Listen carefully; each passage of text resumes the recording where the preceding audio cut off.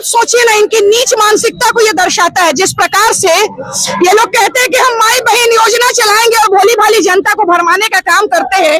क्या हम माताएं और बहनें नहीं देख रहे? उनके घर में उनकी माता नहीं है, उनके घर में उनकी सात बहनें नहीं बैठी हैं। क्या राहुल गांधी अपनी बहन के साथ नहीं घूम रहा है? ऐसे में उनके मंचों से जिस प्रकार से गालियां दी जा रही है, आधी आबादी को शर्मसार करने का काम किया जा रहा है। अरे कभी भी इनके राज्य में, कभी भी इनके टेन्योर में महिला सुरक्षित नहीं रही है। ये कितने अराजक हैं, इन्होंने खुला प्रदर्शन किया है। क्या सोच है महिलाओं के प्रति, इन्होंने खुला प्रदर्शन किया है। अरे इन्हीं का राज था ना, जब आईएएस की पत्नी भी सुरक्षित नहीं थी, उसके साथ भी सामूहिक बलात्कार किया गया था। इन्हीं का टेन्योर था। जब चंपा विश्वास के साथ क्या हुआ था सबको पता है, कौन नहीं जानता है। तो अब जो है ये पढ़ी लिखी जनता है, इसको भरमाने का काम ना करे। आधी आबादी ने कमर कस लिया है। आधी आबादी आपको उखाड़ के फेंकने का काम करेगी और आप कभी भी, ये आधी आबादी का अभिशाप है, ना तेजस्वी यादव मुख्यमंत्री बनेगा और न ये 56 वर्ष का सो कॉल्ड युवा नेता खुद को कहता है ये जीवन में कभी प्रधानमंत्री नहीं बनने जा रहा। और इतिहास गवाह है, जब जब नारी के स्वाभिमान को ललकारा गया है, महायुद्ध हुआ है, और जब रणचंडी का रूप धर के बड़े बड़े महिषासुर का अंत करने का काम किया इन्हीं महिलाओं ने, तो आप सोच सकते हैं कि इनका क्या होगा। यशस्वी प्रधानमंत्री को नामित करके जो गाली देने का काम हुआ है, उसके विरुद्ध में पूरे देश की मां बहन ने अपनी प्रतिष्ठा बनाकर ऐसे दुराचारियों के विरुद्ध लड़ाई का आह्वान किया है। एनडीए इस लड़ाई को लड़ रहा है। वो बोल रहा है कि सबकी मां होती है। और पहले भी नरेंद्र मोदी स्टार्ट किए हुए 14 में, पहले वही बोले गाली दिए हुए, तब कौन बोला? विपक्षी लोग बोल रहे हैं। विपक्षी क्या बोलेंगे? उनके पास कोई मुद्दा है?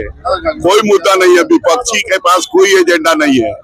वे तो लूटने का काम किए, और वह चारा घोटाला, स्पेंड्रम घोटाला, भूमि घोटाला, और इतना ये घोटालेबाज हैं जो सभी जमानत पर हैं और सभी बेल पर हैं।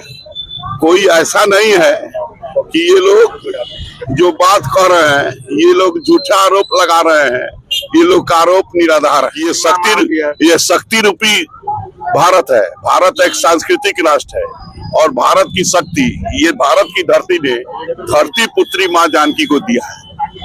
माता जानकी इसी बिहार के धरती से उत्पन्न हुई, धरती पुत्री के रूप में हुई, और माता के 7 बहन है, जिसे 7 बहन की हम लोग पूजा करते हैं।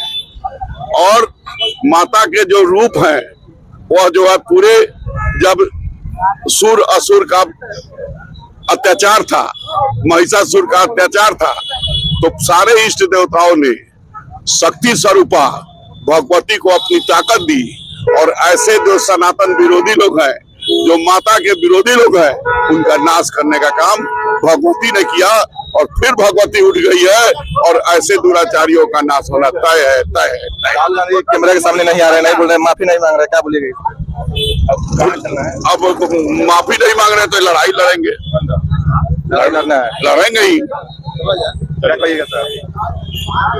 यह जो तेजस्वी यादव और राहुल गांधी के मंच से देश के यशस्वी प्रधानमंत्री जी की माता के प्रति जो टिप्पणी की गई है, जो भद्दी भद्दी गाली दी गई है, यह पूरे देश इससे शर्मसार है और सारे देश में आक्रोश है।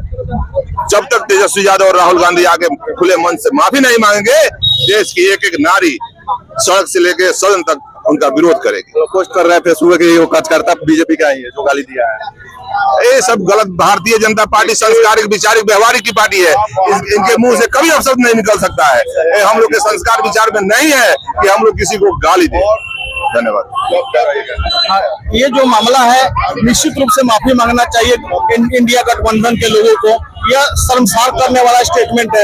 एक देश के प्रधानमंत्री के खिलाफ इस तरह की अभद्र भाषा का प्रयोग करना और किसी भी कांग्रेस या राजद के नेता के द्वारा माफी नहीं मांगना, ये भी एक अपने आप में अजूबा है और संस्कार विहीन लोगों का जो कैरेक्टर है इसको दर्शाता है। इसलिए आंदोलन तो रहेगा, तब तक आंदोलन रहेगा जब तक ये इंडिया गठबंधन के लोग माफी नहीं मांगे। बिहार बंद का असर दिखेगा मुद्दे? बिल्कुल असर दिखेगा। हम लोग शांतिपूर्ण तरीके से बिहार बंद का आह्वान किए हैं।